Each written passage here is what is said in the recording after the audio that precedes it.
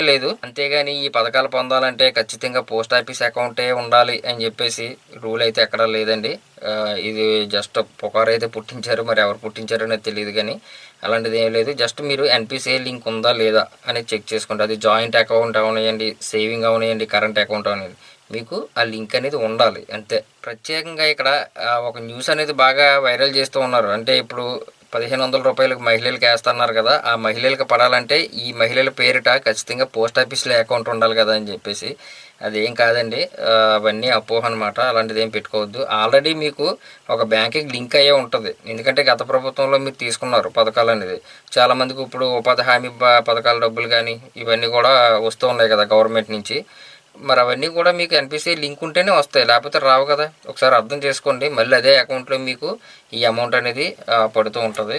ఎవరెవరికి లింక్ లేదు, ఎవరెవరికి లింక్ ఉందనేది కూడా డేటా మీ సచివాలయంలో